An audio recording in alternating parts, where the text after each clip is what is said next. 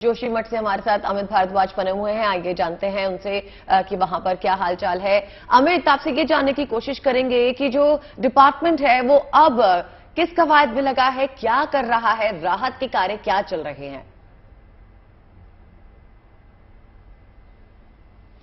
Aditi, departments तमाम जो सरकारी अधिकारी हैं, एसडीआरएफ की टीम हो, एनडीआरएफ की टीम हो, पीडब्ल्यूडी डिपार्टमेंट हो या राज्य सरकार के अधिकारी हो या चमोली जिले या जोशीमठ तहसील के अधिकारी हो, ये पूरा जो मैंने महकमा बताया, ये सब कुछ इस वक्त पूरा फोकस है कि लोगों को किस तरह से जो टेम्पररी रिलीफ कैंप्स है वहां पे शिफ्ट किया जाए, क्योंकि खतरा बहुत बड़ा है जोशीमठ में। और अदिति, मैं खतरे की एक तस्वीर आपको दिखाता हूं। हम छावनी बाजार में हैं इस वक्त। छावनी बाजार यानी कि जो पैरामिलिट्री फोर्सेस कई सारे यहां पे स्टेशन हैं, उनका इलाका यहां से शुरू होता है। और ये एक मकान है जो देखिए तबाही का मंजर दिखा रहा है इस वक्त किस तरह का है जोशीमठ में।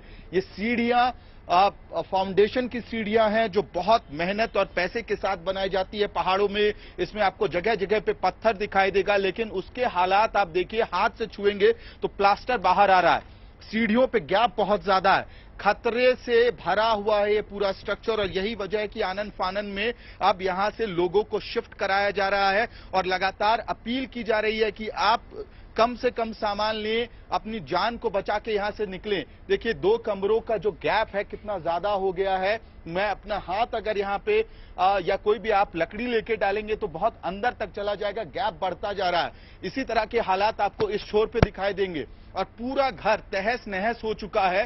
ध्यान देने वाली बात यह है अदिति कि ये वो इलाका है जहां कुछ ही दूरी पे आपको कई सारे पैरामिलिट्री फोर्सेस के एस्टैब्लिशमेंट्स दिखाई देंगे। यहाँ पे गढ़वाल स्काउट्स है और भी अलग अलग पैरामिलिट्री फोर्सेस के यहाँ पे एस्टैब्लिशमेंट्स हैं। और उस छावनी बाजार में किस स्थिति में ये घर है, अंदर अगर इस कमरे में हम जाएंगे जो बहुत ही अनसेफ है, असुरक्षित है, वहां पूरा का पूरा फाउंडेशन जिसमें पत्थर का इस्तेमाल किया गया था वो तक दरक चुकी है। और ऐसा लगता है कि कभी भी ये घर नीचे आ सकता है। और जो गैप है उस गैप से आप दूसरी तरफ बिल्डिंग के देख सकते हैं, यानी कि बहुत ही चौड़ी दीवारें होती हैं और उसके बाद भी फाउंडेशन इस तरह से दरका है कि आप घर के दूसरे छोर तक देख सकते हैं। तो किस तरह की तबाही है। और यही वजह है कि अब जो एसडीआरएफ की टीम है और पूरा जो जिले का प्रशासन है और राज्य का महकमा है वो सक्रिय हो गया और लोगों को जल्दी से जल्दी रिलीफ कैंप्स की तरफ शिफ्ट कराने की कोशिश में लगा है। अमित, अचानक ऐसा क्या होने लगा है कि जमीन जो है वो धंसने लगी है, मकानों में दरारें आने लगी हैं? कहीं ना कहीं इस बात की आहट जो है वो क्या पहले से हो गई थी?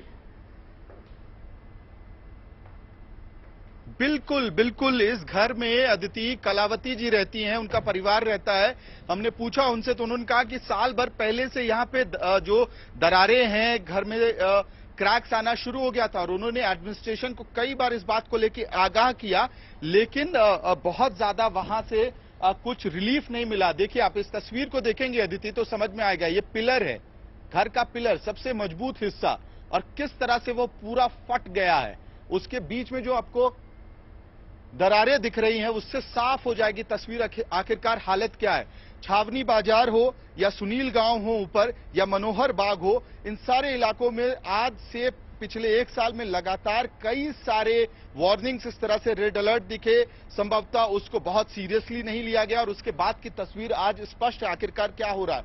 और साथ ही अगर आप जो 8 मेंबर कमेटी की रिपोर्ट जो सबमिट हुई है पुष्कर सिंह धामी उत्तराखंड के मुख्यमंत्री के पास, उस रिपोर्ट को हमने देखा है, उसको पढ़ा है और उसमें साफ तौर पे कहा गया कि अगस्त 2022 में जो सर्वे किया गया था और जो रिपोर्ट सबमिट की गई थी उसके रिकमेंडेशंस को लागू करना बहुत जरूरी है। यानी कि पहले भी सरकार को पता था आखिरकार यहाँ पे स्थिति किस तरह की गंभीर हो सकती है, किस तरह का खतरा मंडरा रहा है, लेकिन बहुत ज्यादा काम हुआ नहीं उस लिहाज से।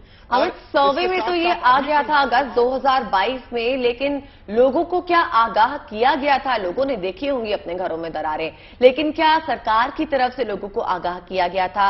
और अगर अब जो ये रिपोर्ट सौंपी गई है उसके हिसाब से क्या बचाव कार्य प्लान किए जा रहे हैं? देखिए आमतौर पे यहां ठीक इसका उलट हो रहा है कि लोग लगातार आवाज उठा रहे हैं कि खतरा है, आप कुछ कीजिए। और साल भर से अब खतरा इतना बड़ा हो गया कि जो बीमारी थी उसके सिम्टम्स अब बाहर दिखने लगे हैं और इस तरह से दिख रहा है कि जान माल को खतरा है। अब जब बारिश होगा, स्नोफॉल होगा तो डैमेज जोशीमठ में बढ़ेगा, घटने वाला नहीं है। और यही वजह है कि फिलहाल जो रिकमेंडेशंस भी हैं अदिति, उसी तर्ज पे कहीं ना कहीं अब काम करेगी सरकार। पहला प्रायोरिटी लोगों को शिफ्ट करना, रिलीफ कैंप्स में ले जाना, उनको जो इमीडिएट रिलीफ चाहिए वो देना। दूसरी प्रायोरिटी सरकार को यह रिकमेंड किया गया है कि इस तरह के जो मकान हैं जो एक तरह से बहुत ज्यादा डैमेज हो गए, इनको तोड़ के गिरा देना है और इनके मलबे को हटाना है। तीसरी प्रायोरिटी है उन तमाम जगहों को चेक करना जहां पे खतरा है इस वक्त, वहां से लोगों को शिफ्ट कराना। चौथी प्रायोरिटी सरकार को जो रिकमेंड की गई है रिपोर्ट में वो ये है कि इनके लिए एक सेफ लोकेशन ढूंढा जाए जहां पे इनको रिहैबिलिटेट किया जाए जो परिवार अफेक्टेड है। और इसके साथ साथ 6 स्टडीज का रिकमेंडेशन दिया गया है। अदिति, उसमें सबसे ध्यान देने वाली बात यह है कि जियोलॉजिकल स्टडी की बात की गई है। साथ में यह पता लगाने के लिए कहा गया है कि जो यहाँ की सॉयल है, जो जमीन है, उसकी कितनी ताकत है, वो कितने स्ट्रेंथ की बिल्डिंग्स को सह सकता है। और इसके साथ साथ जो सेस्मिक मूवमेंट्स हैं, जो कंपन होती है जमीन में, उसके प्रभाव को पता करने के लिए भी एक पूरा सेटअप लगाने का रिकमेंडेशन दिया एक्सपर्ट कमेटी ने। और उसमें यह कहा गया है कि जो जियोलॉजिकल कंडीशंस है, यानी कि जो नेचुरल कंडीशंस है, उसके साथ जो डेवलपमेंट प्रोजेक्ट्स की वजह से कंपन हो रहा है, उसका क्या प्रभाव पड़ रहा है जोशीमठ में, इन सब चीजों की अब एनालिसिस होनी चाहिए। अदिति।